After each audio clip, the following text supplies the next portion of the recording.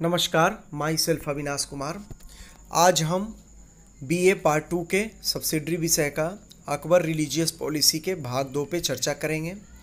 इसमें पार्ट 1 में हम देख चुके हैं, एक अवलोकन कर चुके हैं उसकी धार्मिक नीति का। इसमें हम इस पे विस्तार से चर्चा करेंगे। तो हम देखते हैं कि अकबर की जो, इसको एक डायग्राम में आप लोग देखिए और सुनिए भी। तो अकबर की जो धार्मिक नीति है उस पर किसका किसका प्रभाव पड़ा। तो हम देखते हैं कि अकबर ने जो धार्मिक नीति अपनाया उसका भारत की राजनीति में एक धार्मिक रूप से, राजनीतिक रूप से एक बहुत अच्छे तरीके से उसका अनुप्रयोग किया और इसका फ़ायदा उसको राजनीतिक रूप से भी मिला। और साथ ही साथ पूरे लगभग 5 दशक तक उसने भारतीय उपमहाद्वीप में शांति का वातावरण को स्थापित किया ही, और साथ साथ कई तरह के एक बहुआयामी विकास भी हुआ इस क्षेत्र में। फैक्टर्स तो हम देखते हैं कि उसकी उदारवादी सिद्धांत पे उनकी माता हमीदा बानो बेगम का प्रभाव था, शिक्षक अब्दुल लतीफ़ का प्रभाव था। इसके अलावा हम देखते हैं कि जो हिंदुस्तान में ही सूफ़ी भक्ति आंदोलन चला था हमारे यहाँ, हिंदू धर्म का जो परिष्कृत रूप था और सूफ़ी आंदोलन, इन दोनों ने उसके विचार पे, उसके मानसिक पटल पे जो है काफ़ी प्रभाव डाला था। उल्लेखनीय है कि इन दोनों आंदोलनों का उद्देश्य क्या था, चाहे भक्ति आंदोलन हो चाहे सूफी आंदोलन हो, सार्वभौमिक सर्वधर्म सद्भाव का था। अब देखिए, यूनिवर्सल जब भी लगेगा सर्वधर्म सद्भाव का था। तो इसके बाद हम देखते हैं कि दोनों में समाज में, माने उदारवादी रूप में समाज में अपने दर्शन का प्रचार किया, जिसका प्रभाव अकबर की धार्मिक नीति पर पड़ा। अकबर जो है यहाँ पे क्या करता है कि एक प्रैग्मेटिक अप्रोच अपनाता है, ठीक है, एक व्यवहारिक नीति का अनुसरण करता है ना। प्रैग्मेटिक का मतलब हुआ प्रैक्टिकल अप्रोच, है ना। अकबर जो धर्म के प्रति नीति अपनाई वो काफ़ी व्यवहारिक था, अर्थात वह समझता था कि इतने बड़े मुस्लिम शासक वाले देश में, है ना, इतने बड़े मुस्लिम शासक वाले देश में हिंदुओं की संख्या जो है बहुसंख्यक है और मुस्लिम की संख्या बहुत कम है। ऐसे में शरीयत के अनुसार या मुस्लिम कानून को लागू करना जो है व्यवहारिक नहीं है, या उलेमाओं की बात मानकर शासन करना ये प्रैक्टिकल अप्रोच नहीं है, ठीक है। तो इसीलिए उसने क्या किया कि धर्म के मामले को राज्य के मामले यानी राजनीतिक मामले से अलग रखा। देखिए, स्टेट का मामला अलग है, जैसे आज हमारा भारत क्या है, धर्मनिरपेक्ष राज्य है। तो धर्मनिरपेक्ष राज्य है मतलब भारत राज्य का कोई अपना धर्म नहीं होगा, कोई भी धर्म को ज़्यादा न वरीयता देगा और ना ही किसी भी धर्म को। सभी धर्मों को हमारे संविधान के अनुच्छेद 25 से 28 में भी लिखा हुआ है कि धार्मिक स्वतंत्रता का अधिकार दिया गया है। तो यहाँ पे भी जो है वो धर्म के मामले में किसी के निजी मामले में हस्तक्षेप नहीं किया। इसका उदाहरण हमें देखने को मिलता है कि जब हिंदुओं को भी बड़े बड़े मनसबदार बनाए गए, उन्हें बड़े बड़े पद दिए गए, तो उस समय भी हम देखते हैं कि जब बड़े बड़े पद दिए गए उनको, तो उस समय भी जो है जैसे राजा मानसिंह को बड़े बड़े मनसबदार अपना दिए गए, तो वो हिंदू था फिर भी दिया गया। तो इससे मतलब ये नहीं कह सकते कि आप मुस्लिम को ही बढ़ावा दिया, ठीक है। अब उसके बाद हम देखते हैं कि अकबर की, इसके अलावा कई सारे फैक्टर थे जो अकबर की धार्मिक नीति को काफ़ी, धार्मिक नीति के विकास उसके द्वारा अपनाई गई सार्वभौमिक सहिष्णुता की नीति या सुलह कुल नीति जो था। देखिए, सार्वभौमिक का मतलब होता है सभी के लिए, अर्थात अकबर की धार्मिक नीति वह सभी के लिए सहिष्णुता वाली थी, चाहे वह किसी भी धर्म का हो, है ना। तो अकबर ने सुलह ए कुल की नीति अपनाई, अर्थात शांतिपूर्ण व्यवहार का सिद्धांत भी इसको कहा जाता है। सुलह ए कुल, ऐसे भी कहते हैं ना, सुलह कर लो आपस में, माने एक सब लोग मिलजुल के, इस तरह से कहा गया। यूनिवर्सल पीस, सार्वभौमिक शांति। सुलह ए कुल नीति का अर्थ निम्नलिखित है। उसका उद्देश्य क्या था? Universal peace. हमने जो ये अपनाया है अकबर ने, उसका मतलब कि पूरे भारतीय उपमहाद्वीप में एक सार्वभौमिक शांति सभी धर्मों के लिए, ठीक है। सेक्युलर है, धर्मनिरपेक्ष है इसका स्वरूप। देखिए धर्मनिरपेक्ष, अब देखिए यहाँ पे कि सूफी संत के सिद्धांत का इस पर प्रभाव पड़ा, ठीक है। इसके बाद हम देखते हैं कि अकबर जो है सूफी संत के जो मतलब की नीति थी वो क्या थी कि मुस्लिम धर्म में क्या था कि जो उलेमा था या शरीयत, ये सब नीतियाँ जो थी थोड़ी सी ऑर्थोडॉक्स थी यानी रूढ़िवादी थी, और इसके ठीक उलट होता था सूफी संत वाले का जो विचारधारा था। जैसे चिश्ती संत जो थे, इन सब का जो विचारधारा था बहुत ही उत्तम था, बहुत ही व्यवहारिक था। तो ये सब जो है काफ़ी अकबर को प्रभावित किया।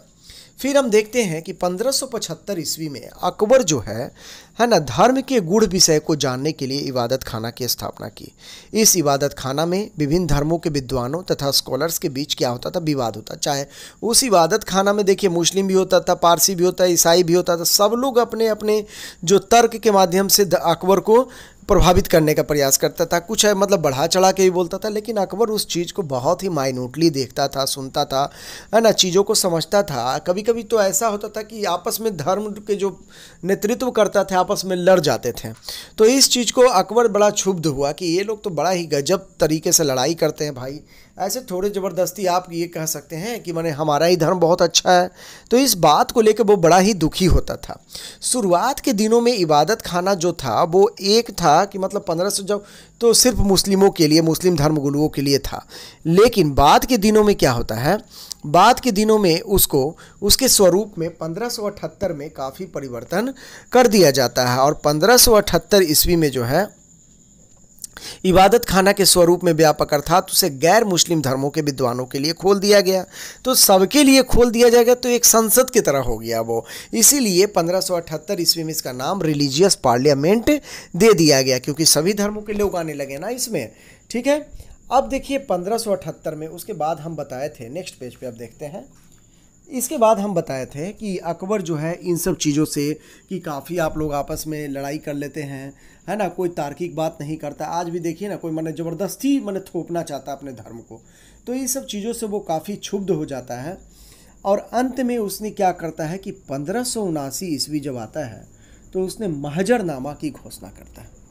महजरनामा डिक्लेरेशन जो है वो क्या है ना, महजरनामा की घोषणा के माध्यम से अकबर जो है समस्त धार्मिक मामले, जितने भी रिलीजियस अफेयर्स थे, सबको अपने हाथों में ले लिया।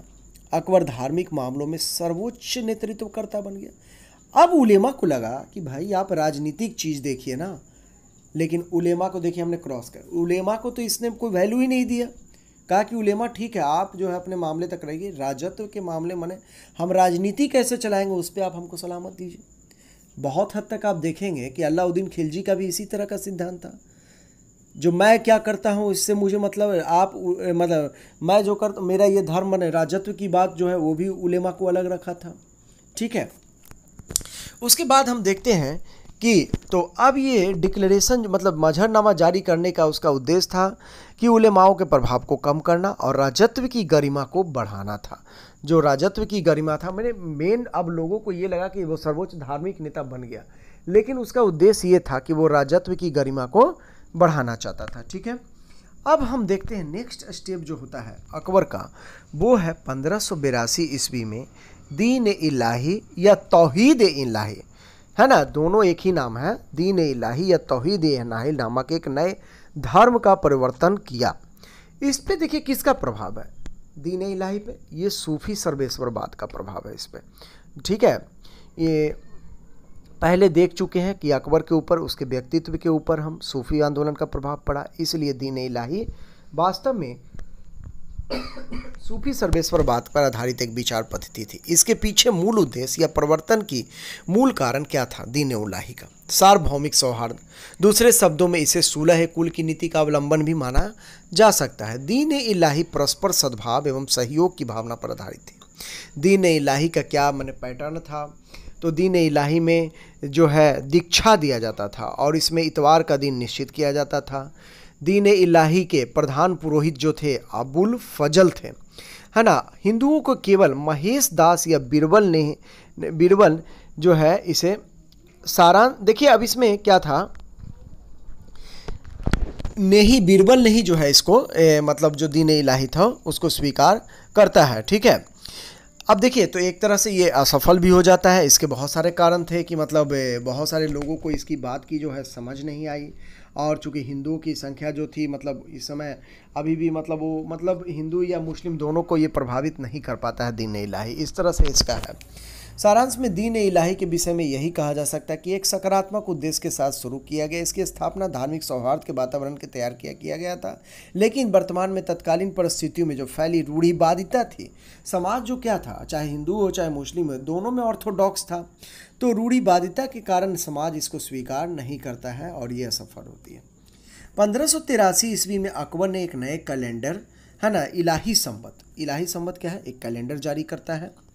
अकबर की धार्मिक नीति का परिचय इससे पता चलता है कि उसने तीर्थ यात्रा को, अच्छा देखिए फेज 4 में हमने लिखा है अन्य धार्मिक कार्य क्या क्या करता है। तो जजिया के कर, जो जजिया टैक्स लगता है उसको एबोलिशन करता है, उसकी समाप्ति करता है, जो कि गैर मुस्लिमों से लगाया जाता था, है ना। जजिया कर किस पे लगाया जाता था, गैर मुस्लिमों पे लगाया जाने वाला टैक्स था, इसको जो है समाप्त करता है। हालांकि उलेमा भी इसका विरोध करते हैं, वो बताते हैं कि देखिए साहब ये तो टैक्स का बहुत बड़ा साधन है, आप क्यों इसको समाप्त कर रहे हैं, ठीक है।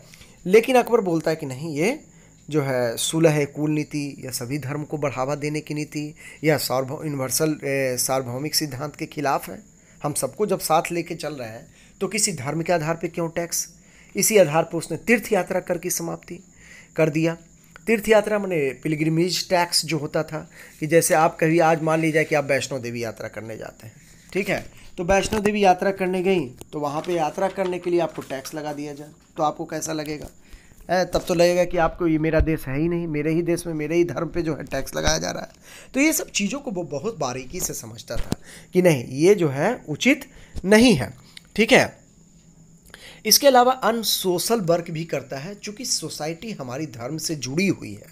तो अगर हम कोई सोशल रिफॉर्म करते हैं तो धार्मिक रिफॉर्म करते तो धर्म का प्रभाव सोसाइटी पे बहुत ज़्यादा था। तो सती प्रथा को रोकने का भी ये प्रयास करता है अकबर, और साथ ही साथ विधवा विवाह को भी कानूनी मान्यता प्रदान की गई। तो इस तरह से देखते हैं ओवरऑल व्यू जो हम देखते हैं तो ये स्पष्ट होता है कि अकबर ने जिस धार्मिक नीति को अपनाया वो सामाजिक समरसता लाने वाला था, एवं इसके पीछे ये भी था कि अकबर की रिलीजियस एम्बिशन जो थी, रिलीजियस नहीं पॉलिटिकल एम्बिशन थी, जो धार्मिक महत्वाकांक्षा थी, उसको पूर्ति करने में भी ये काफ़ी हद तक सहायक हुआ। और 5 दशकों तक, देखिए 1556 से 1605 ईस्वी तक अकबर अपने सत्ता पे बना रहता है। मतलब इतने लंबे समय तक बहुत ज़्यादा विरोध इसके शासन का नहीं होता, थोड़े बहुत होते हैं कई जगह तो उसको दबा दिया जाता है। कई तरह की पॉलिसी अपनाई इसने कि कहीं पे अगर आप करेंगे तो आपको ज़बरदस्ती दबा भी दिया जाएगा। तो लेकिन बाद के कालों में अगर आप देखते हैं कि जिस रिलीजियस पॉलिसी को इसने अपनाया, बाद के कालों में इसके उत्तराधिकारी इस तरह की नीति नहीं अपनाए, और जिसके कारण उनको कई कठिनाइयों का सामना करना पड़ता है। अब देखिए उसके बाद के दिनों में ये पॉलिसी नहीं रह पाती, खास करके आप देखेंगे कि औरंगजेब द्वारा अपनाई गई धार्मिक, अब देखिए इसके बाद जहांगीर के बाद शाहजहां, बहुत हद तक अकबर के जैसा तो नहीं रहता लेकिन बहुत हद तक जो है काफ़ी रिलीजियस टॉलरेंस रहता है उसमें, मिला जुला कर धीरे धीरे घटते ही क्रम में आप समझ सकते हैं। लेकिन औरंगजेब के समय ये धार्मिक कट्टरता जो है ऑर्थोडॉक्स, क्यों, क्योंकि वो फिर उलेमा की बात मानने लगा। सूफी संत के कई सिलसिले थे, जैसे चिश्ती सिलसिला था, सुहरावर्दी सिलसिला था, नक्शबंदिया सिलसिला था। तो नक्शबंदिया सिलसिला की बात वो मानता था जो कि ऑर्थोडॉक्स था, जो कि मतलब इस तरह से हम देखते हैं कि अब देखिए इतने मतलब कि जो है औरंगजेब इस नीति को पालन ठीक से नहीं कर पाता है। इस तरह से अकबर की धार्मिक नीति का पार्ट 2 आपका समाप्त हुआ। Thank you.